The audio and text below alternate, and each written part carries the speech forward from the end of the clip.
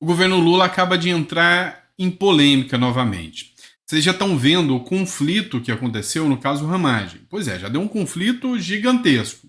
Agora, o Lula também entra em outro atrito. A Polícia Federal, outrora, deu tanto orgulho para a população brasileira nos finados tempos da Lava Jato, ela hoje tem críticas, né, de que ela é utilizada como uma política de governo e não de Estado, ou seja, para perseguir os opositores. O caso da Carla Zambelli explicita isso um pouquinho. Então nós vamos falar de uma notícia que teve grande repercussão, que chamou muito atenção por parte de observadores internacionais. O caso Ramagem expôs a luz sobre o caso Zambelli. A gente vai falar sobre isso aqui.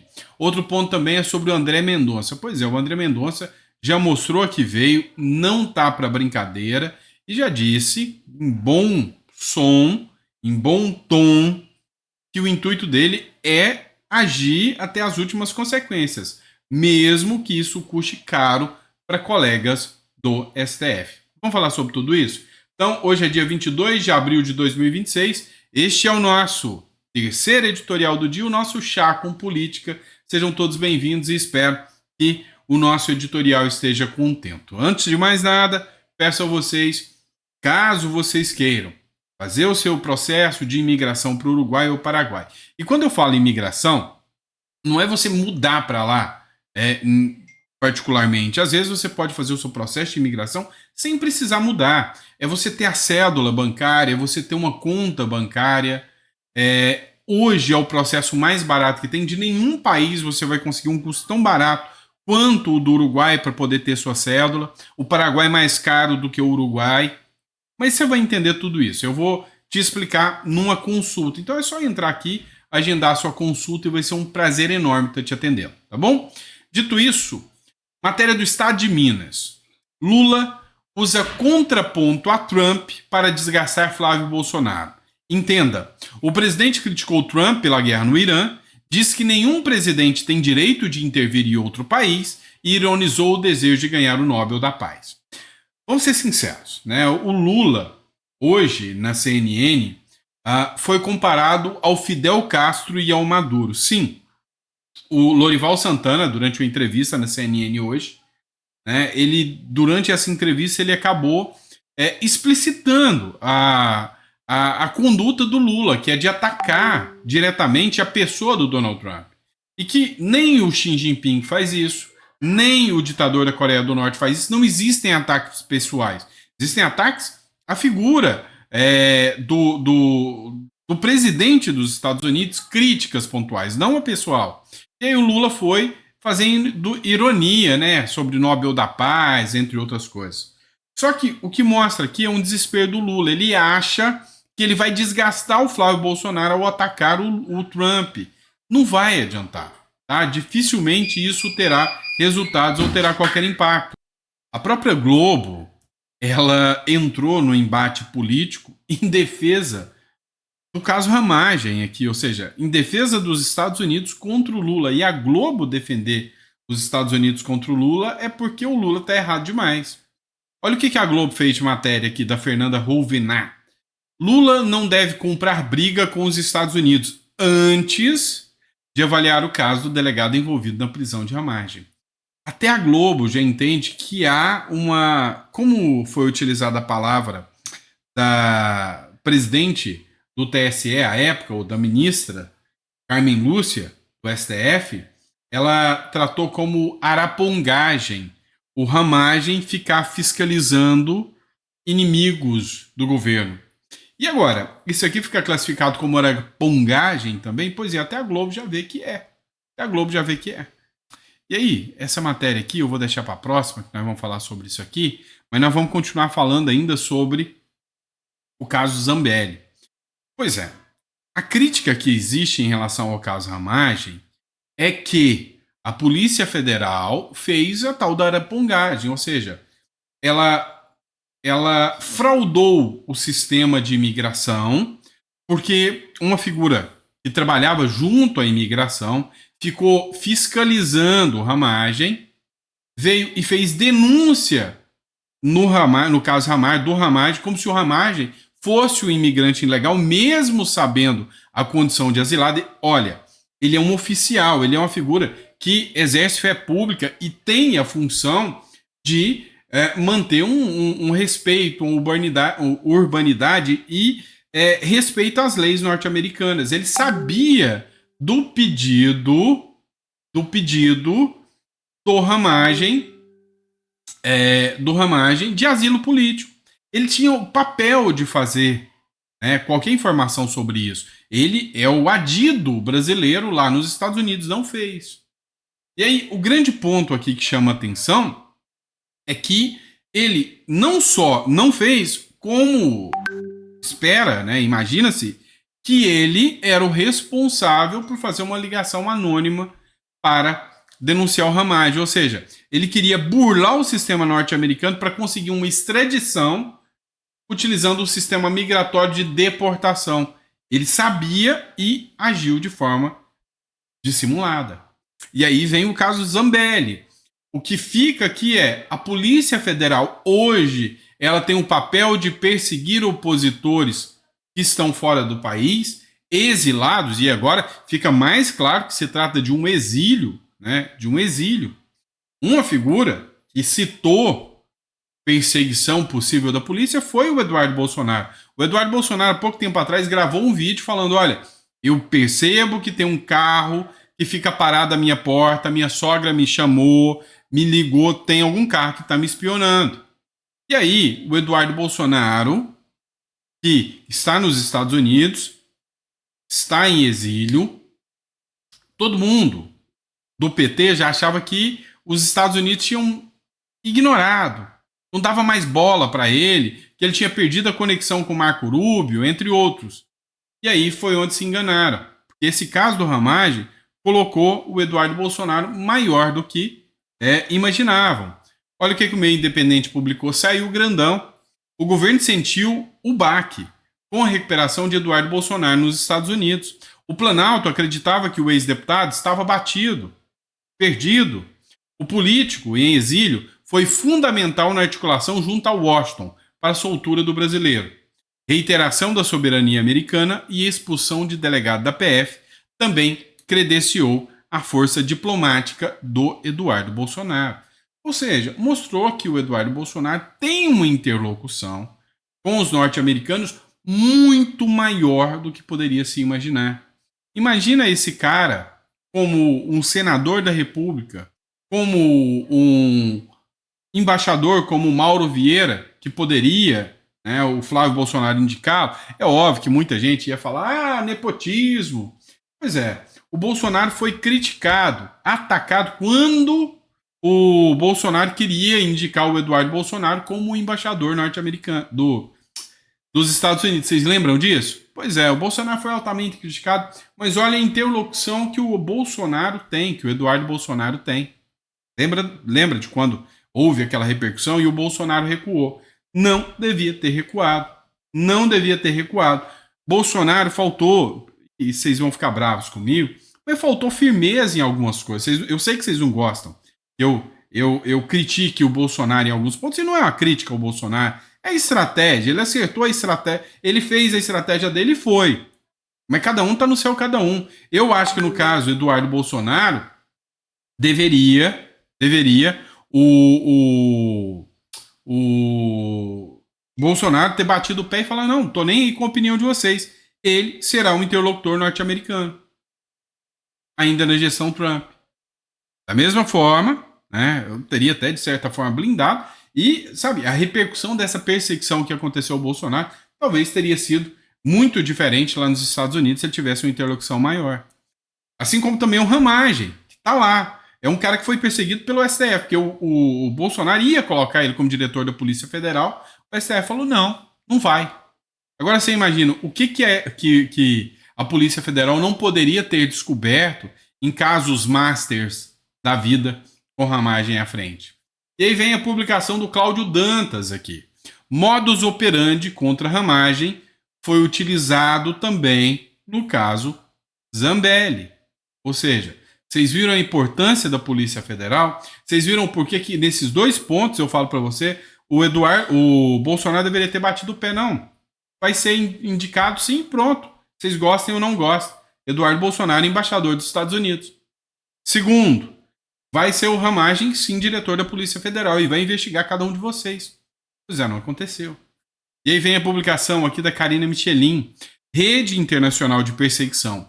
A prisão de Zambelli expõe a atuação da Polícia Federal na Itália e termina em festa na Embaixada de Roma. Olha isso. Os membros da Polícia Federal em Roma, no dia que denunciaram, foi o mesmo modus operandi da Carla Zambelli. Foram lá e denunciaram a Carla Zambelli, foram lá, pegaram informações, espionaram, denunciaram para que a Carla Zambelli fosse presa. Foi a forma de atuação da Polícia Federal e ter festinha depois para comemorar. A Bia Kicis até publicou aqui uma crítica, falou, ó, isso é gravíssimo, merece uma ação por parte do parlamento, investigar se realmente a Polícia Federal está sendo utilizada justamente para investigar, né, figuras lá nos Estados Unidos, né, está sendo utilizada como um meio de fiscalização, de espionagem para encontrar opositores do regime lá fora. Aqui a matéria diz o seguinte, da Karina Michelin. A prisão de Carla Zambelli em Roma, no dia 29 de julho de 2025, foi executada dentro do mesmo modus operandi do caso Alexandre Ramagem, nos Estados Unidos, com atuação direta de adidos da Polícia Federal fora do Brasil. É o que ela denuncia aqui. Vamos lá, próxima matéria. Malu Gaspar. Isso aqui está dando uma repercussão porque mostra um racha enorme dentro do Supremo Tribunal Federal. O Fachin, ele deu um chega para lá no Alexandre de Moraes, quando o Alexandre de Moraes pediu para colocar em votação um processo que foi impetrado pelo PT, e nesse processo o PT pedia mudanças significativas na regra da delação premiada. O PT colocava blindagens muito grandes sobre a delação premiada. E agora, vendo que o STF, membros do STF podem ser alvos de uma delação premiada por parte do Vorcaro, o Alexandre de Moraes resgata esse processo para colocar em votação, para mudar as regras da delação. Só que duas coisas a gente precisa entender. Se muda a regra da delação, muda para as delações futuras, mas abre espaço, ou seja, muda para as relações futuras. Então, a delação do Vorcaro não poderia ser aproveitada contra Moraes, contra Toffoli ou outra pessoa que o Vorcaro queira fazer. Mas muda as regras, ou seja, abre precedentes para questionar as regras para as operações passadas, como, por exemplo, o caso Mauro Cid. Acontece que o Fachin não quis aceitar. E aí vem a Malu Gaspar e expõe o plano de Fachin para a ação antidelação do PT desengavetada por Alexandre de Moraes. E aí ele fala, o Fachin não quer colocar essa atuação desse processo, né? Não quer colocar ele em ação, não quer colocar ele para ser votado. Por quê? Porque ele teme que colocar um processo como esse ainda desgastaria ainda mais a imagem do Supremo Tribunal Federal. Isso mostra um racha dentro do próprio Supremo. E ali dentro do próprio Supremo, o André Mendonça está tendo carta branca para atuar. Em momento algum você está vendo críticas dos demais ministros, como o Gilmar Mendes, entre os outros, em relação ao André Mendonça. E o André Mendonça está indo atrás. Por exemplo, no caso Master, foi preso o Paulo Henrique, ex-diretor do BRB. Entraram com ação, perpetraram com ação. Matéria da Manuela Alcântara, do caso Master. O Mendonça acabou de analisar, votou para manter a prisão do Paulo Henrique, embora ele enviou isso também para o Procurador-Geral da República analisar, mas ele manteve a prisão. Então, o caso Master continua com repercussão grande, principalmente, né, por causa da atuação do Mendonça, tá?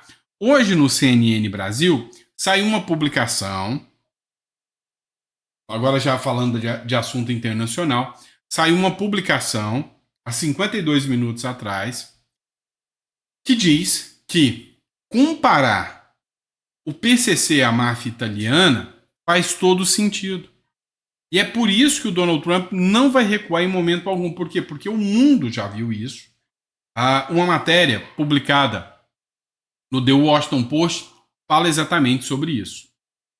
Vamos lá. A gente precisa falar sobre isso aqui também, do SIC Notícias. Megalômano e desequilibrado. Ex-diretor da CIA apela à destituição de Donald Trump. Pois é. O ex-diretor da CIA, ele fez declarações bombásticas em relação ao Donald Trump. Ele disse que o Donald Trump, ele perdeu toda a razão.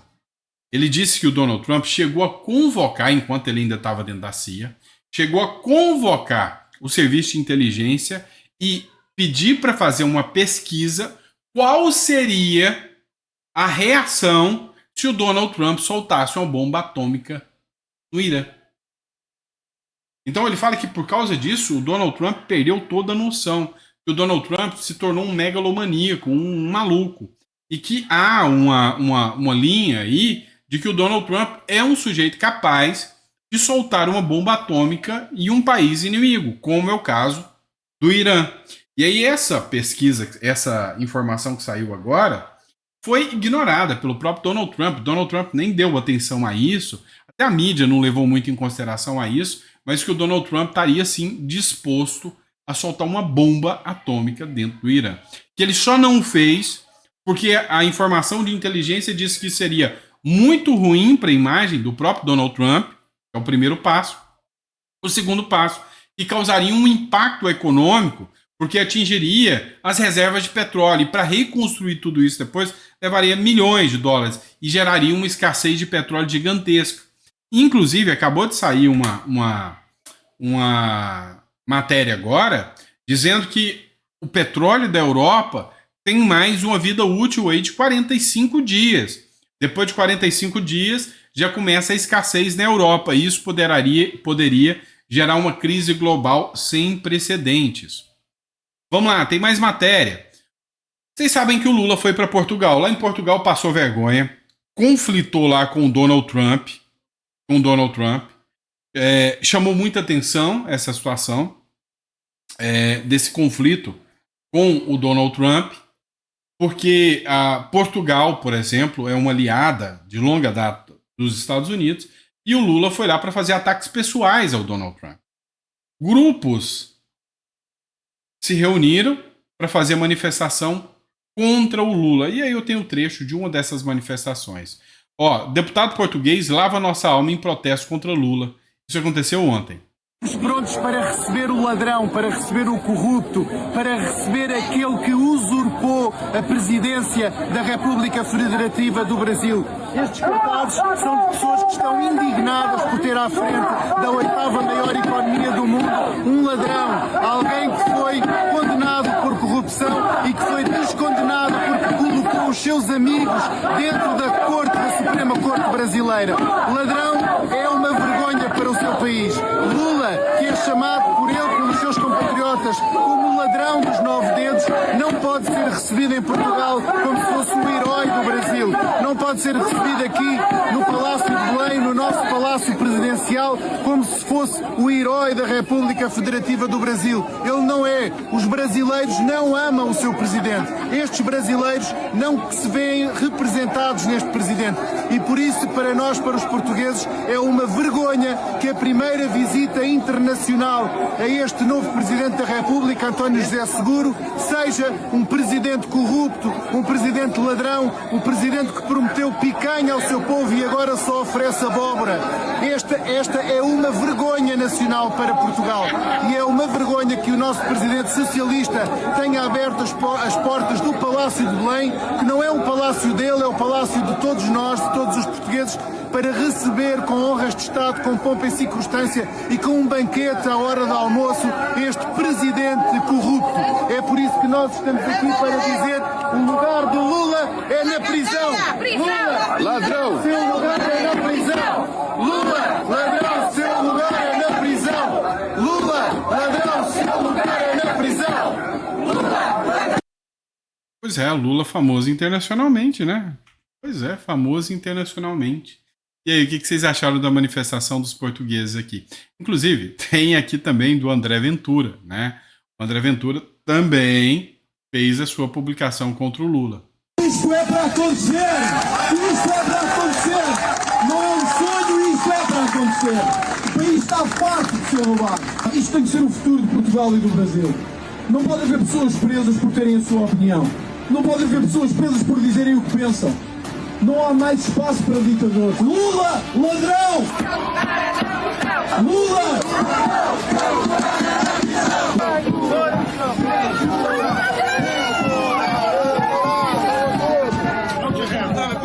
Pelo apoio ao Brasil e à nossa unidade. Obrigado.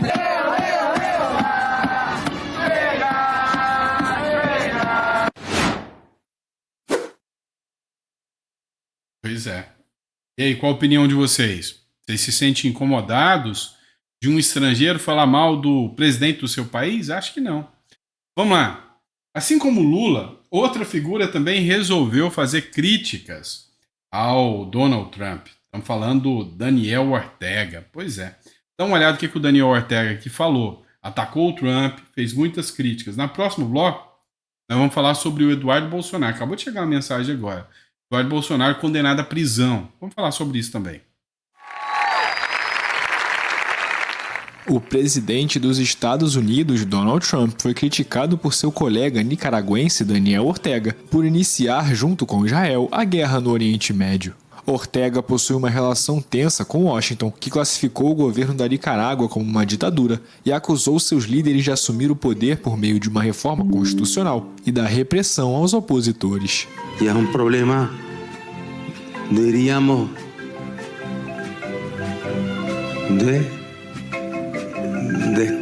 É uma questão, digamos, de instabilidade mental. Como dissemos aqui, ele não está em seu juízo perfeito. O presidente de uma potência como essa, que não está no seu juízo perfeito, vai acabar com seu povo. E está acabando com seu povo e com a paz e a estabilidade no mundo.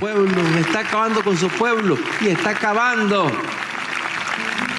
Pois é, né? Vindo de um ditador para fazer essas críticas, né? E aí, quando a gente fala sobre isso, vou deixar essa matéria até para daqui a pouco. Vamos falar sobre isso aqui. Vamos falar sobre isso aqui que é mais importante. Eduardo Bolsonaro, STF forma maioria para condenar Eduardo Bolsonaro à prisão por um tweet. Matéria da Band News. Falando também sobre o Supremo Tribunal Federal, mas um outro tema é que o STF já tem 3 votos para condenar o ex-deputado Eduardo Bolsonaro em uma ação por difamação que foi movida pela deputada federal também, Tabata Amaral. Os ministros Carmen Lúcia, ela apareceu aí na sua tela, e Flávio Dino acompanharam o voto do relator, Alexandre de Moraes. Ele propõe a pena de 1 ano de prisão em regime semiaberto, em regime aberto, aliás, para Eduardo Bolsonaro. O julgamento acontece no plenário virtual e termina no dia 28 de abril, ou seja, na terça-feira que vem. O processo começou após uma postagem feita lá em 2021. O Eduardo Bolsonaro criticou um projeto de lei sobre distribuição gratuita de absorventes íntimos. O ex-deputado acusou a Tabata de favorecer interesses empresariais. A defesa do político alega imunidade parlamentar nessas declarações e, por isso, ele não deveria ser punido. O Eduardo, como você deve se recordar, vive já nos Estados Unidos há mais de 1 ano e perdeu o mandato por acumular faltas, né? Agora vamos observar se essa condenação realmente vai ser chancelada, né, por outros ministros, e traremos aqui para você as repercussões com a própria fala do Eduardo Bolsonaro e da Tabata, que são os envolvidos aí nesse processo. Pois é. É isso, por causa de um tweet, por causa de uma fala, um deputado condenado à prisão. Vamos lá, este aqui é o exemplo que o Brasil precisa ter. Um mega julgamento contra centenas de supostos criminosos, né? Pandilheiros são vinculados a gangues, né? São membros de gangue, em El Salvador. Matéria do BBC Mundo. El Salvador iniciou nesta segunda-feira o primeiro julgamento massivo contra os mandos da MS-13, que é uma gangue, que seria o PCC deles, ante um tribunal em Soyapango. 486 líderes da gangue enfrentaram cerca de 47 mil acusações por crimes cometidos entre 2012 e 2022, incluindo, pasmem, 29 mil homicídios. Os acusados seguiram a audiência por videoconferência desde o Secote e outras cadeias de alta segurança, de segurança máxima.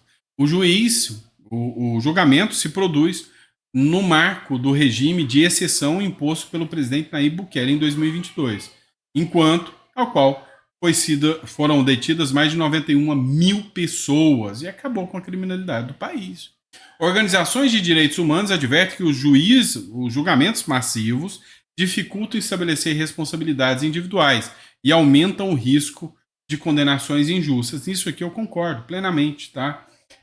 Veja o absurdo que fizeram com os presos do 8 de janeiro. O problema é que aqui estamos diante de membros de gangues que tiveram mais de 29 mil assassinados. Quantas pessoas foram assassinadas pelos presos do 8 de janeiro? O que aconteceu? Depredação, nada mais. O mega juízo contra centenas de supostos criminosos em El Salvador.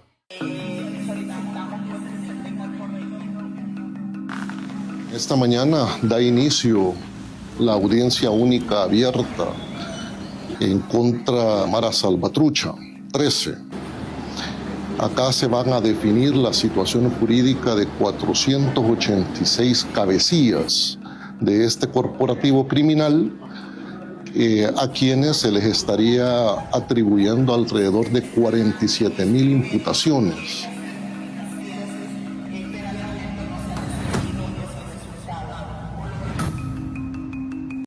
Pois é, eles sabem que vão ser condenados, né? A maioria. E aí fica fácil demais. Por quê? Você tem simplesmente tatuagens para definir que você faz parte daquela gangue. Olha que interessante.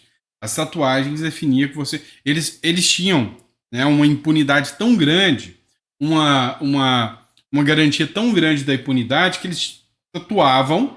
A polícia não tinha coragem de mexer com eles. A tatuagem era como um escudo, uma blindagem. Ninguém tinha coragem de mexer com eles. Até que surgiu Nayib Bukele. Aqui no Brasil, a gente tem um esquema que ninguém tem coragem de mexer também, mas não usa tatuagem. Usa roupa preta. Mas, mais cedo ou mais tarde, um Nayib Bukele ainda surgirá no Brasil. Eu ainda tenho fé, tenho esperança que um dia ou outro ainda vai surgir uma dessas aqui no Brasil ainda. Eu acredito ainda, né? Mas vamos lá, vamos continuar falando sobre isso aqui. Daniela Lima, sob pressão externa e divisão interna, o STF não encontra consenso. Ou seja, a própria Daniela Lima vem confirmando, deixando claro aqui, que o STF vem entrando em colapso dentro da sua estrutura interna. Acompanha. Sobre o Supremo, Mauro, o clima está muito difícil lá dentro. O Supremo parece ter perdido o caminho do consenso mínimo. O ministro Flávio Dino lançou ontem, a gente contou aqui, um artigo no ICL Notícias propondo uma reforma na prática do judiciário. Ele comunicou aos 3 colegas mais próximos, Alexandre de Moraes, Cristiano Zanin e Gilmar Mendes, que faria, explicou do que se tratava o texto, que era uma iniciativa para tentar colocar em termos práticos uma discussão que está se dando no campo do etéreo, Fala-se desse código de conduta que ninguém conhece, porque ele ainda não foi apresentado nem ao Supremo nem à sociedade brasileira, e ele quis colocar ali em questões práticas, como já vinha fazendo em decisões. Nem todos os colegas gostaram da ideia, acharam que, na verdade, ela acaba reforçando uma ideia ou uma tese de que o grande problema do judiciário é o Supremo, quando, na verdade, o ministro Flávio Dino faz o oposto nas propostas, É tratar o sistema como uma grande engenharia que precisa ser organizada, como mostra a desembargadora do Pará, que diz que vai passar fome ganhando R$91 mil por mês, como mostram as investigações tramitando no Supremo Tribunal Federal de venda de sentenças. 5 gabinetes do Superior Tribunal de Justiça estão sob suspeita. Essa investigação nasce do assassinato, eu vou repetir, A investigação sobre venda de sentenças no STJ nasce do assassinato de um advogado que ligava quem queria comprar a decisão com quem queria vender a decisão. Né? Acabou morto, foram investigar o homicídio, encontraram o celular dele e aí tribunais estaduais, como o Tribunal de Justiça de São Paulo e da Bahia, tribunais regionais federais passaram a ser investigados e o Superior Tribunal de Justiça também. Esse é um problema que existe, uma investigação que está em andamento.